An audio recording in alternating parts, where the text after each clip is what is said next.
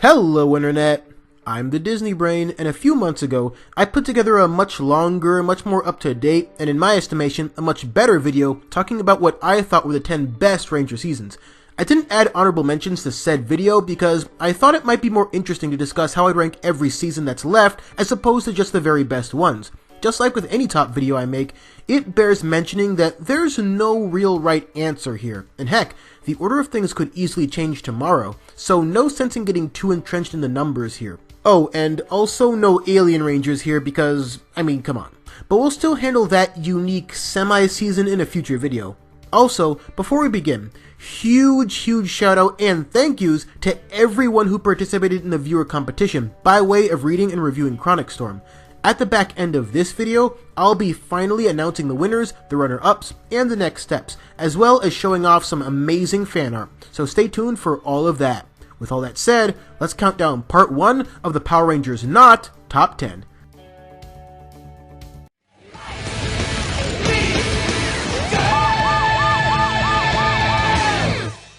Lightspeed Rescue's non-inclusion in my top 10 best seasons video was probably the one that caused the most questions to be raised, and rightly so. But as I've now fully explained through a 48-minute analysis on the very topic, the season is still very good, just not as good for a handful of reasons. A lot of it comes down to how underwhelming some of the season proves to be when it's not Carter doing Carter things. And that's true of the villains most of all, none of whom even bother rising to average levels of quality, to say nothing of their female interpretation of Tommy Wiseau.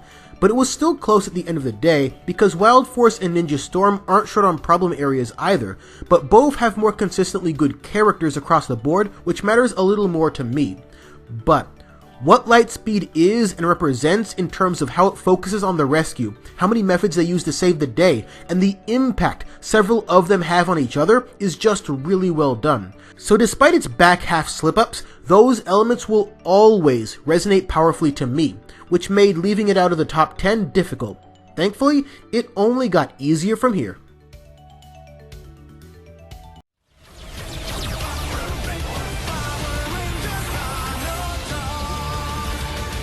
For the record, yes, super seasons are being separated here, with one exception to be explained when we get there.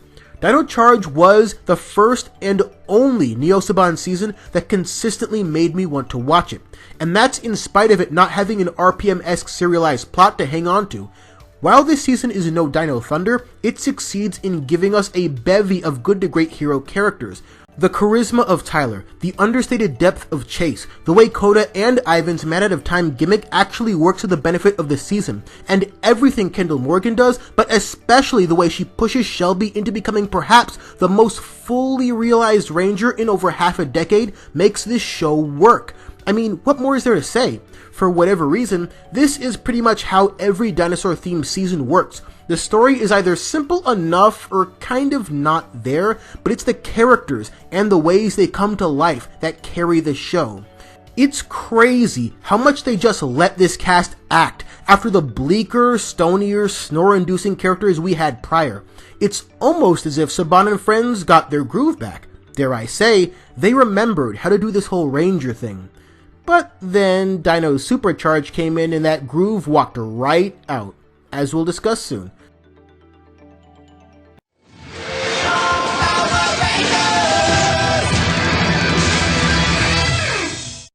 Zeo as the season had a few things going for it, even beyond the introduction of constantly renewed aesthetics and motifs every year. As a concept, it gives us one of the better pilot episodes, presenting the Rangers with well-built-up drama, developed from the events of Mighty Morphin and Alien Rangers. And more interesting still is the Machine Empire itself. The clear inspiration they drew from Shakespearean dramas is evident, and it makes newcomers like Prince Gasket and Archerina fun additions to the series. That, and having the villains plot against each other was kind of fun, especially as a build-up to a solid season finale. Adding to all of that, we get Billy as a technical advisor and Jason as the Gold Ranger. And taken on its own, that would easily be enough for a fun ride all throughout.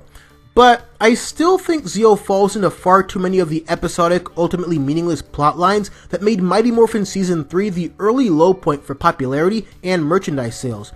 And it would be another 2 years before this franchise would understand how to make real stories.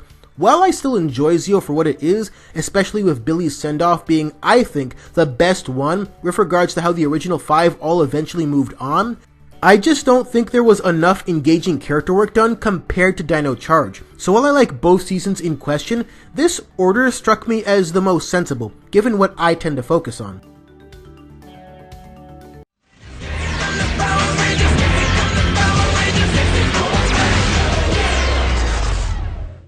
Mystic Force was one Draco Malfoy away from potentially being a much more magical season. For the most part, this season was a fun time with a high-energy, entertaining cast and a pretty good side villain in Korra, despite how overplayed a lot of his character archetypes are by this point. But, as I've mentioned in previous videos, it sometimes felt like the magical aspects of this season weren't pushed far enough.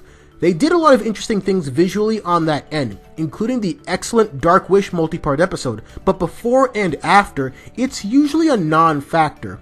But more than that, the characters, minus Xander, simply don't develop enough, and it's not like they're coming in as fully formed people like in Lost Galaxy or Time Force, both of which still had excellent development.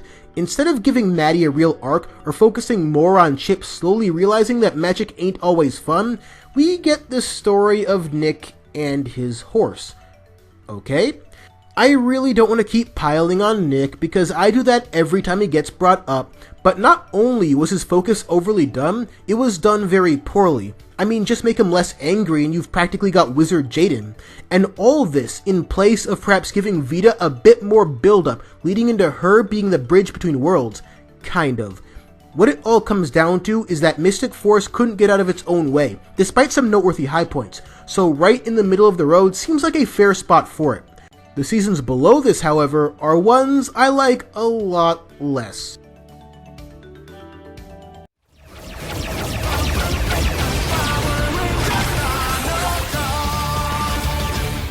So, guys, remember when I lauded over Dino Charge as being a well put together, albeit overly episodic season?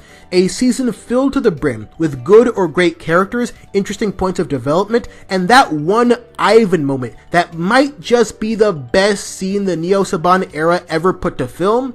Saban got his groove back. A few months later, and it's gone! And what replaced it was Dino's Supercharge, an alarmingly steep drop-off in overall quality.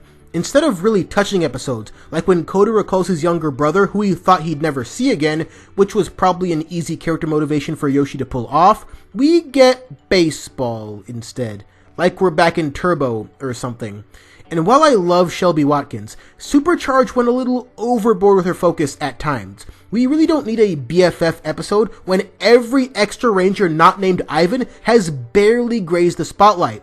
And with Philip in particular, his unique situation could have made for a great arc, and a great dynamic with Ivan himself. But it's like everyone on staff forgot about all of that the second the super tag was slapped on. Neither Dino Charge season slips into the realm of unwatchable, despite the what the hell were you smoking finale. But it did make what we ended up with far more disappointing than Super Samurai or even Super Megaforce, both of whom had less of a peak to fall from. And speaking of disappointing,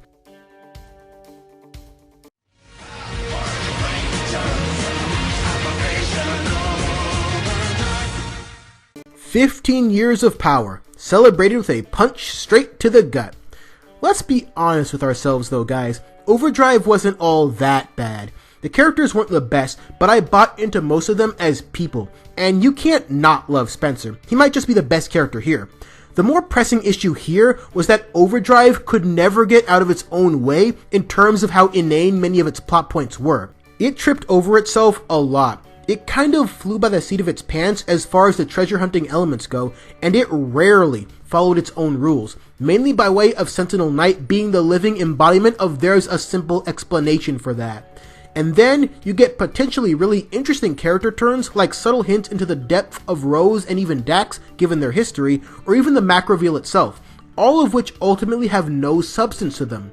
As if a man building a robot son and then lying to him about being real was just an everyday occurrence, void of any extreme mental hangups. Taken all together, I don't think the biggest sin of the season is Dax Low, although he's not a good character. It's that Overdrive fails to follow through with any of its inbuilt potential, to the point where even once a Ranger just barely felt like an embrace of what has made this franchise so special and so everlasting. I still enjoy parts of this season, but at the end of the day, almost everything about it felt like an unfinished product rushed to shelves. Or rather, a 15th anniversary party where the cake looks deformed, the stove is on fire, there's a bunch of obnoxious randos who showed up because they heard music, the people who are supposed to be here sometimes don't want to be, and everyone else keeps nagging about that one guy who isn't here at all. And then our clumsy, ineffective, but well-meaning host in Overdrive has to keep remembering how it skirted past that detail. A prior engagement, it would say. Or, sadly, in this case, just the opposite. Again, not the worst season, but certainly among the messiest and most tedious to sit through. And, with part 1 now done, it's finally time to unveil the winner and runner-ups of the viewer competition. A heartfelt thank you to everyone who read, voted, followed, and participated. You all rock. And for the many of you asking, Chronic Storm 2 is in the works and will start being released chapter by chapter. And now, on to the runner-ups. Please join me in congratulating Pedro Poran, New Millennial, Dat Ragnarok, One Crazy Chris, Disney Fan Analyst, Red Welsh, Little Lovely, Blaze Charmeleon, Purple Rules 12, and Clear Canvas. Thank you all for the insights, the critiques, the laughs, and the joy you provided me with. Also, for everyone else, understand that I wanted to limit the number of honorable mentions, so there were plenty of really great entries that I sadly couldn't include. Readers such as Zeltrax Millennial, Metallium Monster, Jeff Ward, Lunastar, Hayden Irwin, and many others made me smile and or think about my story in a unique way. So now, let us put our hands together for the viewer competition winner, Cole Williams 156. As a relatively early contest entry, his 3-part breakdown of Chronic Storm set the bar for the entire field. Which also means you and we're gonna make a video together. Message me on Discord for the full details. Congrats to you, and thank you to everyone again for the awesome reviews. Just as a reminder, both the winner and the runner-ups will get to participate in my first ever attempt at a series of podcasts that will also run through Discord. And once all 11 of you have joined the server, we'll hash out all the details. Also, I'm going by Wattpad names here, so if your name is different on Discord, just give me a heads up. My Discord is open to everyone though, so if you're watching this and want to hang out and chat with fellow Ranger Toku fans, this is the place for you. Sadly, I've been far too busy to respond to as many YouTube comments as I'd like to these days, so Discord is the best place to reach me just in general. Link to my Discord server in the description below. In more sobering news, we didn't quite reach the community voting prize goal, but if people keep reading and keep voting on Chronic Storm, I'll still consider reviewing Hyperforce down the line, so hope is not lost. Last but certainly not least, some featured fan art by one of our viewer competition runner-ups, Clear Canvas. He's made 4 incredible pieces of Chronic Storm art for us, including this beautiful rendition of Chronic Storm Red Ranger 1, and also that same Ranger with a gorgeous battleizer. This is a really fun pick because it actually shows Jason in the red suit. Bit of foreshadowing, perhaps? We'll see. But he's also got the Gold Ranger staff, which is wonderfully ironic, given the origins of the Chronic Storm antagonists. And we have to save Ranger royalty for last, our benevolent Eagle Queen, who also doubles as the Yellow Ranger in My Tale, featuring her signature crossed arms. Thank you again, Clear Canvas, for your incredible work as our featured fan artist for the evening. And, as I've mentioned before, if you've got fan art of any kind, send it my way and you could be featured next. Guys, Beast Morphers finally hits airwaves in less than a week, so I will, of course, be providing my initial thoughts on that for next weekend's video. Then, we'll discuss the 6 lowest Ranger seasons before jumping back into the legend of Korra. So, exciting stuff all around. And until then, thanks for watching.